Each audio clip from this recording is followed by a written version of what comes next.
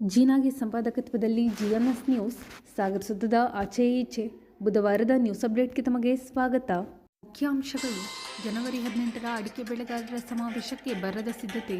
ಸಹಸ್ರಾರು ಬೆಳೆಗಾರರು ಸಮಾವೇಶದಲ್ಲಿ ಪಾಲ್ಗೊಳ್ಳುವ ಸಾಧ್ಯತೆ. ಸಮಾವೇಶದಲ್ಲಿ ಪ್ರತಿಯೊಂದು ಮನೆಯಿಂದ ಪಾಲ್ಗೊಳ್ಳಲು ಆಪ್ಸ್ಕೋಸ್ ಅಧ್ಯಕ್ಷ ಇಂದೂಧರ್, ತೋಟಗಾರ್ಸ್ ಅಧ್ಯಕ್ಷ ದೇವಪ್ಪ ಮನವಿ. ಬಂಗಾರಮಕ್ಕಿಯಲ್ಲಿ ಮಾರ್ಚ್ 31ರಿಂದ ಏಪ್ರಿಲ್ 12ರವರೆಗೆ ಧಾರ್ಮಿಕ ಕಾರ್ಯಕ್ರಮ. ಬ್ರಹ್ಮರಥೋತ್ಸವ, ವರ್ಧಂತಿ, ಶರಾವತಿ ಆರತಿ, ಸ್ವರ್ಣಕಲಸ ಗೋಪುರ ಲೋಕಾರ್ಪಣೆ. ಶರಾವತಿ ಕುಂಭಸ್ನಾನ ಸೇರಿ ಹಲವು ಧಾರ್ಮಿಕ ಕಾರ್ಯಕ್ರಮದಲ್ಲಿ ಪಾಲ್ಗೊಳ್ಳಲು ಬಂಗಾರಮಕ್ಕಿ ಶ್ರೀಗಳ ಕರೆ. ಶಾಸಕ ಬೇಳೂರು ಅವರಿಂದ ಈಡಿಗ ಟ್ರೋಫಿಗೆ ಚಾಲನೆ. ಬ್ಯಾಟ್ BC ಪಂದ್ಯಾವಳಿ ಉದ್ಘಾಟಿಸಿದ ಕಾಗೋಡು. ಈಗ ಸುದ್ದಿಯ ವಿವರ. ಅತ್ಯಂತ ಅರ್ಥಪೂರ್ಣವಾಗಿ ಬೆಳೆಗಾರ ಪೂರಕವಾಗಿ ನಡೆಯುತ್ತಿರುವ ಅಡಿಕೆ ಬೆಳೆಗಾರರ ಸಮಾವೇಶಕ್ಕೆ ಜಿಲ್ಲೆಯ ಪ್ರತಿಯೊಬ್ಬ ಅಡಿಕೆ ಬೆಳೆಗಾರರು ಕಡ್ಡಾಯವಾಗಿ ಪಾಲ್ಗೊಳ್ಳುವಂತಾಗಬೇಕು ಎಂದು ಆಪ್ಸ್ಕೋಸ್ ಅಧ್ಯಕ್ಷ BA ಇಂದೂಧರ್ ಬೇಸೂರು ಮನವಿ ಮಾಡಿದ್ದಾರೆ.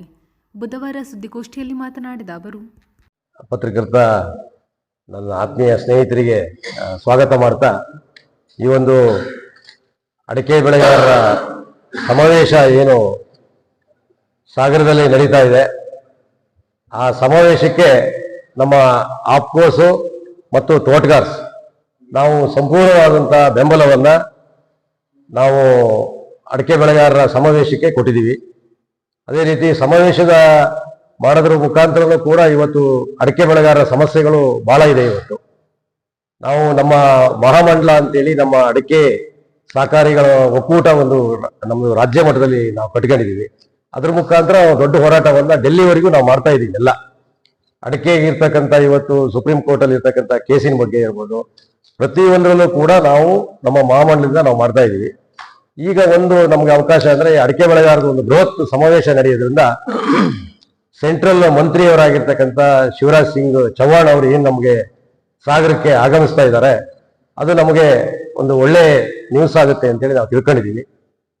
ಮತ್ತು ನಮ್ಮ ರಾಜ್ಯದ ಮಂತ್ರಿಗಳಾಗಿದ್ದ ತೋಟಗಾರಿಕಾ ಮಂತ್ರಿಗಳಾಗಿರೋ SS ಮಲ್ಲಿಕಾರ್ಜುನ್ ಅವರು ಬರ್ತಾ ಇದ್ದಾರೆ. ಜಿಲ್ಲಾ ಉಸ್ತುವಾರಿ ಮಂತ್ರಿಗಳಾಗಿರ್ತಕ್ಕಂಥ ನಮ್ಮ ಮಧು ಬಂಗಾರಪ್ಪನವರು ಕೂಡ ಬರ್ತಾ ಇದ್ದಾರೆ.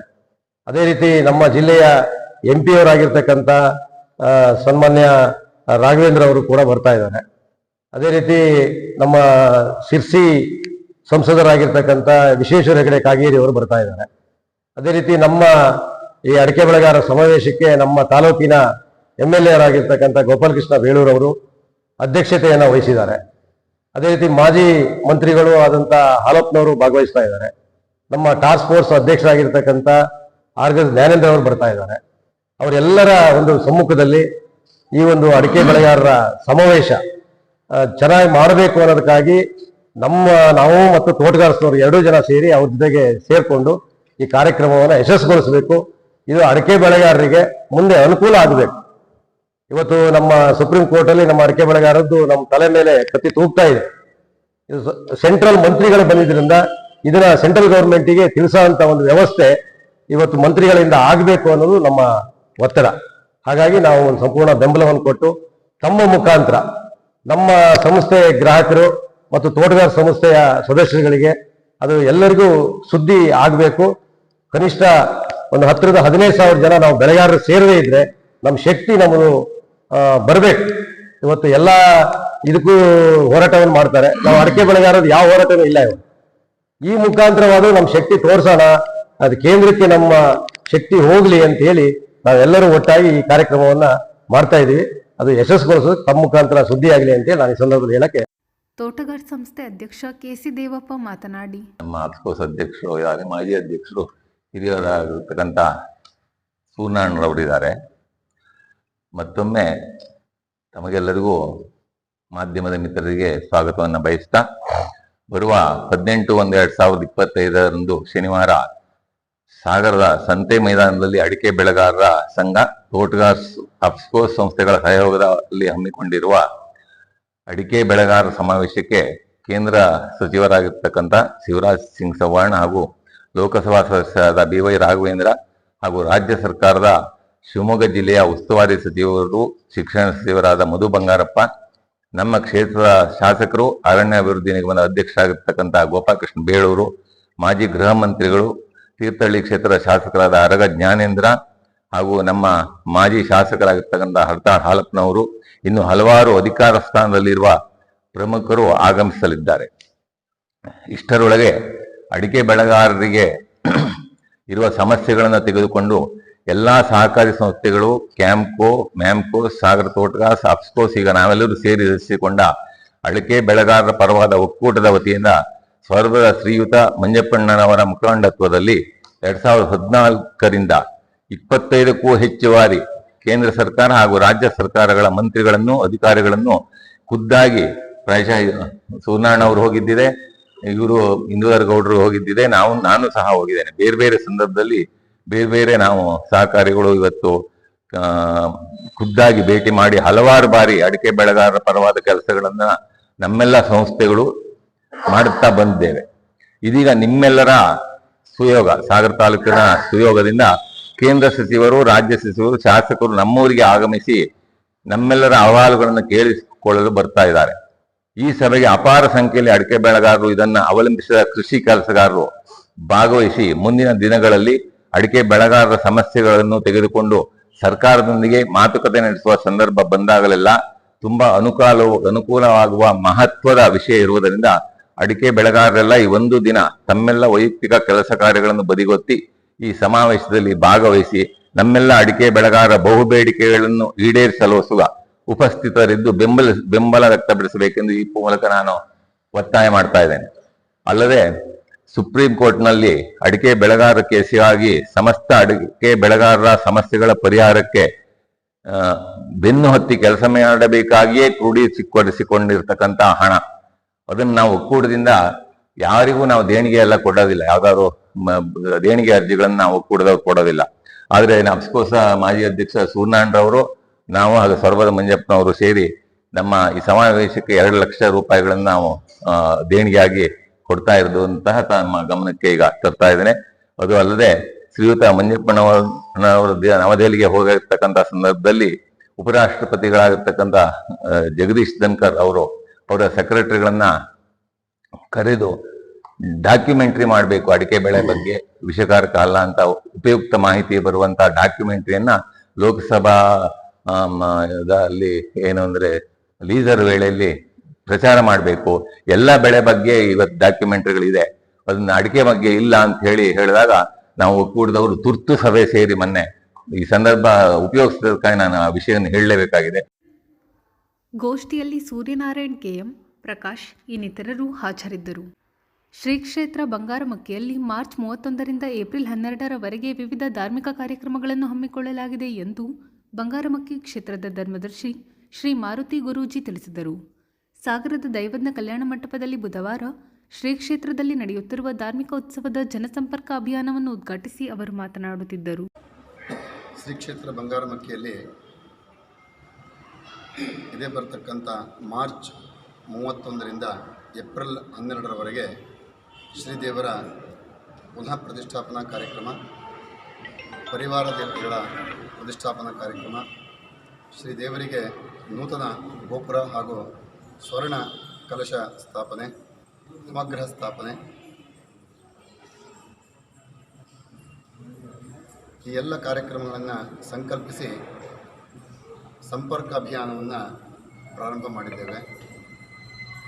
ಅದನ್ನು ಇವತ್ತಿನ ದಿವಸ ಸಾಗರದ ಈ ನಗರ ಪ್ರಾಂತ್ಯಕ್ಕೆ ಆಗಮಿಸಿ ಸಮಸ್ತ ಭಕ್ತರನ್ನು ಈ ಮುಖಾಂತರ ಆಹ್ವಾನಿಸ್ತಾ ಇದ್ದೇವೆ. ಮಾರ್ಚ್ 31ನೇ ತಾರೀಕಿಗೆ ಎಲ್ಲ ಧಾರ್ಮಿಕ ಕಾರ್ಯಕ್ರಮಗಳ ಪ್ರಾರಂಭವಾಗ್ತದೆ. 3ನೇ ತಾರೀಕಿಗೆ ಶ್ರೀದೇವರ ಪ್ರತಿಷ್ಠಾಪನೆ ನೆರವೇರ್ತದೆ. 4 ಮತ್ತು 5ನೇ ತಾರೀಕಿಗೆ ದೇವರಿಗೆ ಪ್ರತಿಷ್ಠಾಂಗವಾಗಿ ರಥೋತ್ಸವ ನಡೀತದೆ. 6ನೇ ತಾರೀಕು ರಾಮನವಮಿಯ ದಿನ ಶ್ರೀ ಕ್ಷೇತ್ರದಲ್ಲಿ ನದಿಯ ಪಕ್ಕದಲ್ಲಿ ನೂತನವಾಗಿ ಸ್ಥಾಪಿಸಿದಂಥ ವನವಾಸಿ ಸೀತಾರಾಮಚಂದ್ರ ದೇವರ ಅಲ್ಲಿ ವರ್ಧಂತಿ ಉತ್ಸವ, ಜೊತೆಗೆ ಆ ದಿನದಿಂದ 3 ದಿನ ಪರ್ಯಂತರವಾಗಿ ಶರಾವತಿ ನದಿಯಲ್ಲಿ ಕುಂಭಸ್ನಾನಕ್ಕೆ ವಿಶೇಷವಾಗಿ ಅವಕಾಶ ಇಟ್ಟಿದ್ದು, ಅನೇಕ ಸಾಧು ಸಂತರು, ಅನೇಕ ವ್ಯಕ್ತಿಗಳು ಬಂದು ಆ ಒಂದು ಪುಣ್ಯ ನದಿಯಲ್ಲಿ ರಾಮನಿಂದನೇ ಅನುಗ್ರಹಿಸಲ್ಪಟ್ಟಂಥ ನದಿಯನ್ನು ತಪ್ಪಿಸಲಿಕ್ಕಿಲ್ಲ. ಅಂಬುತೀರ್ಥ ಇಲ್ಲಿಂದೇ ಪ್ರಾರಂಭವಾದಂಥದ್ದು. ಅದು ಪಶ್ಚಿಮಾಭಿಮುಖವಾಗಿ ಸಮುದ್ರವನ್ನು ಸೇರುವಂಥ ಆ ಸ್ಥಳ ಅದು.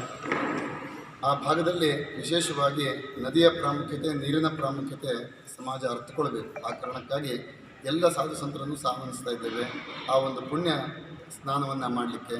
ಭಕ್ತರು ಸಹ ಇದರಲ್ಲಿ ಪಾಲ್ಗೊಂಡು ಈ ಒಂದು ಪುಣ್ಯ ಸ್ನಾನದಲ್ಲಿ ಮಿಂದೇಳಬೇಕು ಅನ್ನೋದು ವಿನಂತಿ.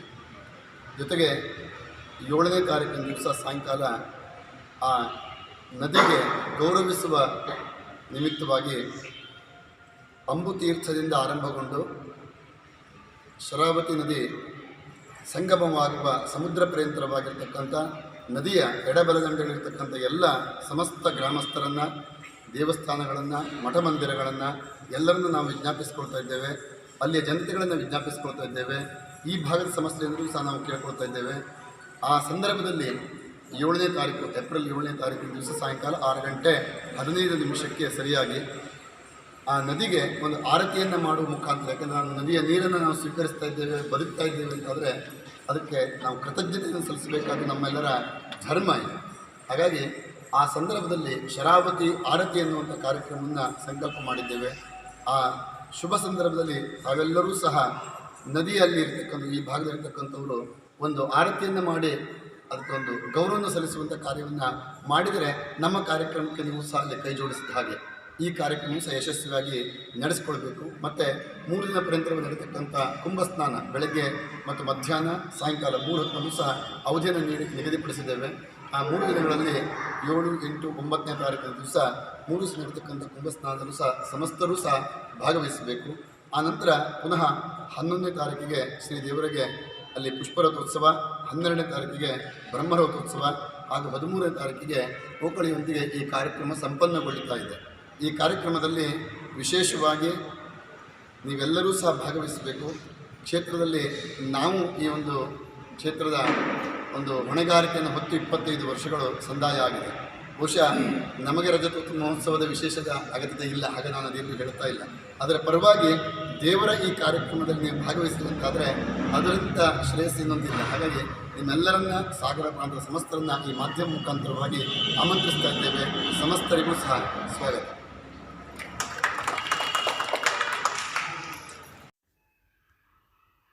ಇದೇ ಸಂದರ್ಭದಲ್ಲಿ ಶಾಸಕ ಹಾಗೂ ಅರಣ್ಯ ಕೈಗಾರಿಕಾ ಅಭಿವೃದ್ಧಿ ನಿಗಮದ ಅಧ್ಯಕ್ಷ ಗೋಪಾಲಕೃಷ್ಣ ಬೇಳೂರು ಕ್ಷೇತ್ರದ ಪರವಾಗಿ ಶ್ರೀಗಳಿಗೆ ಗೌರವ ಸಲ್ಲಿಸಿದರು.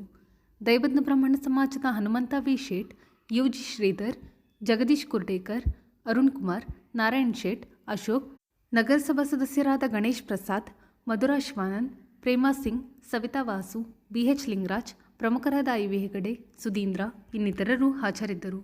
ಕ್ರೀಡೆ ಮೂಲಕ ಮಾನಸಿಕ ದೃಢತೆ ಸಾಧಿಸಲು ಸಾಧ್ಯ. ಯುವಜನರು ಕ್ರೀಡೆಯಲ್ಲಿ ಪಾಲ್ಗೊಳ್ಳುವುದರಿಂದ ದುಶ್ಚಟಗಳಿಂದ ದೂರ ಉಳಿಯಲು ಸಾಧ್ಯ ಎಂದು ಶಾಸಕ ಹಾಗೂ ಅರಣ್ಯ ಕೈಗಾರಿಕಾ ಅಭಿವೃದ್ಧಿ ನಿಗಮದ ಅಧ್ಯಕ್ಷ ಗೋಪಾಲಕೃಷ್ಣ ಬೇಳೂರು ತಿಳಿಸಿದರು. ಸಾಗರದ ಗೋಪಾಲಗೌಡ ಕ್ರೀಡಾಂಗಣದಲ್ಲಿ ಏರ್ಪಡಿಸಿದ್ದ ಈಡಿಗ ಟ್ರೋಫಿ ಜಿಲ್ಲಾ ಮಟ್ಟದ ಕ್ರಿಕೆಟ್ ಪಂದ್ಯಾವಳಿಯಲ್ಲಿ ಪಾಲ್ಗೊಂಡು ಅವರು ಮಾತನಾಡುತ್ತಿದ್ದರು. ಈಡಿಗ ಟ್ರೋಫಿ ಈ ಒಂದು ಟೆನ್ನಿಸ್ ಬಾಲ್ ಲೀಗ್ ಪಂದ್ಯಾವಳಿಯ ಇವತ್ತಿನ ಕಾರ್ಯಕ್ರಮ ಉದ್ಘಾಟನೆ ಮಾಡಿರುವಂಥ ನಮ್ಮ ಸಮಾಜದ ಹಿರಿಯರು, ರಾಜ್ಯ ಕಂಡಂಥ ನಮ್ಮ ನೆಚ್ಚಿನ ನಾಯಕರಾದಂಥ ಪೂಜ್ಯರಂಥ ಸನ್ಮಾನ್ಯ ಕಾಗೋಡು ಸಾಹೇಬ್ರೆ, ಈ ಸಮಾರಂಭದಲ್ಲಿ ಉಪಸ್ಥಿತರಿರುವಂಥ ಕಶ್ಯಪ್ ಚಂದ್ರಪ್ಪನವರೇ, ತಾರಾಮೂರ್ತಿಯವರೇ, ಮಂಜುಳ ಗಣಪತಿಯವರೇ, ಹಾಗೆ ನಮ್ಮ ಅಣ್ಣಪ್ಪನವರೇ, ಆನಂದ್ ಅವರೇ, ಹಾಗೆ ಧರ್ಮೇಂದ್ರ ಅವರೇ, ಹಾಗೆ ನಮ್ಮ ನಾರಾಯಣಪ್ಪನವರೇ ಮತ್ತು ಗಿರಿಯವರೇ, ಇಲ್ಲಿ ಬಂದಿರುವಂಥ ಸಂಘಟನೆಯ ಈ ಯುವ ಮಿತ್ರರಾದಂಥ ನಮ್ಮ ರೋಹಿತ್ ಅವರ ಎಲ್ಲ ಸಂಘಟಕರೇ ಮತ್ತು ನಮ್ಮ ಎಲ್ಲ ಸಮಾಜದ ಬಾಂಧವರೇ, ಭಾಳ ಖುಷಿಯಾಯಿತು. ಈಡಿಗ ಟ್ರೋಫಿ ವರ್ಷ ನಡೆಸ್ತಾ ಇದ್ದಾರೆ. ಇದಕ್ಕೆ ಸಂಪೂರ್ಣವಾಗಿ ಬಹುಶಃ ನಮ್ಮ ಸಮಾಜದ ಗಣ್ಯರೆಲ್ಲ ಸಹಕಾರ ಕೊಟ್ಟಿದ್ದಾರೆ ಅಂತ ನಾನು ತಿಳ್ಕೊಂಡಿದ್ದೀನಿ.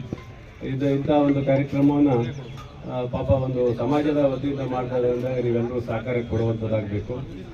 ಯಾಕೆ ಎಲ್ಲ ಸಮಾಜದವರು ಮಾಡ್ತಾ ಇದ್ದಾರೆ, ಆದರೆ ಈ ಥರ ಅಲ್ಲ. ಇನ್ನೆಲ್ಲರೂ ಒಗ್ಗಟ್ಟಾಗಿ ಮುಂದಿನ ದಿನದಲ್ಲಿ ದೊಡ್ಡ ಮಟ್ಟಕ್ಕೆ ಇದರಲ್ಲಿ ಸ್ವಾಮೀಜಿಗಳನ್ನ ಇವ್ರನ್ನೆಲ್ಲ ಕರೆಸಿ ಒಳ್ಳೆ ರೀತಿಯಲ್ಲಿ ಎಲ್ಲರೂ ಒಟ್ಟಾಗಿ ಸಮಾಜದ ಎಲ್ಲರೂ ಸೇರಿ ಒಂದು ಸಮಾಜ ಅಂದರೆ ಸಂದೇಶ ಹೋಗಬೇಕು, ಒಂದು ಜನರಿಗೆ ಒಂದು ಸಂದೇಶ ಹೋಗುವ ರೀತಿಯಲ್ಲಿ ಒಂದು ಕಾರ್ಯಕ್ರಮವನ್ನು ಮಾಡಿ ಆದರೂ ಈಗ ಮಾಡಿದ್ದಾರೆ. ರೋಹಿತ್ ಅವರು ಸಂಘಟನೆ ಮಾಡಿದ್ದಾರೆ. ಶುಭಾಶಯಗಳು ಅವರಿಗೆ. ಈ ಥರ ಸಮಾಜದ ಸಂಘಟನೆಗೆ ತಾವು ಯಾವಾಗಲೂ ಇರಬೇಕು. ಯಾಕಂದರೆ ಕ್ರೀಡೆ ಇರ್ಬೋದು, ಇನ್ನೊಂದು ಇರ್ಬೋದು, ಸಮಾಜ ಅಂದಾಗ ನಾವೆಲ್ಲರೂ ಆ ಸಮಾಜದ ಪರವಾಗಿ ಇರಬೇಕಾಗುತ್ತೆ. ಹಾಗಾಗಿ ನಾನು ರಾಜಕಾರಣಿ ಆದ್ದರಿಂದ ಒಬ್ಬ MLA ಆಗಿರೋದ್ರಿಂದ ನನಗೆಲ್ಲ ಸಮಾಜದವರು ಸಮಾನತೆ ಇರ್ತಾರೆ. ಸಮಾಜ ಅಂದಾಗಲೂ ನಾನು ಬಿಟ್ಕೊಳ್ಳೋಕ್ಕೆ ಸಾಧ್ಯ ಇಲ್ಲ. ನಮ್ಮ ಸಮಾಜ ಅದು ನನಗೆ ಇರಲೇಬೇಕಾಗುತ್ತೆ. ಹಾಗಾಗಿ ಇವತ್ತಿನ ಒಂದು ಕಾರ್ಯಕ್ರಮ ಖುಷಿ ಆಯಿತು. ತುಂಬ ಚೆನ್ನಾಗಿ ಮಾಡಿ. ಇವತ್ತು ಎಷ್ಟು ತಂಡ ಬಂದಿದೆ? 20 ಟೀಮ್ ಬಂದಿದೆ. 5 ದಿವಸ. ತುಂಬ ಚೆನ್ನಾಗಿದೆ, ಚೆನ್ನಾಗಿ ಮಾಡಿದ್ದಾರೆ. ಒಳ್ಳೆಯದಾಗಲಿ. ಸಮಾಜದ ಏಳಿಗೆಗಾಗಿ ಎಲ್ಲ ಸಮಾಜ ಮುಖಂಡರು ನೀವೆಲ್ಲ ಸಹಕಾರ ಕೊಡೋ ಮೂಲಕ ನಮ್ಮ ಯುವಕರನ್ನು ಬೆಳೆಸುವಂಥ ಕೆಲಸ ನೀವು ಮಾಡಿರಿ ಅಂತ ಹೇಳಿ ನನಗೆ ಇವತ್ತು ನಮ್ಮ ಮೂಲ. ಮಾಜಿ ಸಚಿವ ಕಾಗೋಡು ತಿಮ್ಮಪ್ಪ ಬ್ಯಾಟಿಂಗ್ ಮಾಡುವ ಮೂಲಕ ಪಂದ್ಯಾವಳಿಗೆ ಚಾಲನೆ ನೀಡಿದರು. ನಗರಸಭಾ ಸದಸ್ಯ ಮಂಡಗಳಲೆ ಗಣಪತಿ, ಪ್ರಮುಖರಾದ ತಾರಮೂರ್ತಿ, ಲೋಹಿತ್, ನಾರಾಯಣಪ್ಪ, ಧರ್ಮೇಂದ್ರ ಶಿರವಾಳ, ಆನಂದ್, ಗಿರೀಶ್ ಕೋವಿ, ಕಲಸೆ ಚಂದ್ರಪ್ಪ ಇನ್ನಿತರರು ಹಾಜರಿದ್ದರು. ಇದು ಬುಧವಾರದ ಸಮಗ್ರ ಸುದ್ದಿ. ನಿರಂತರ ಸುದ್ದಿಗಾಗಿ ನೋಡ್ತಾ ಇರಿ GNS ನ್ಯೂಸ್. ನಮಸ್ಕಾರ.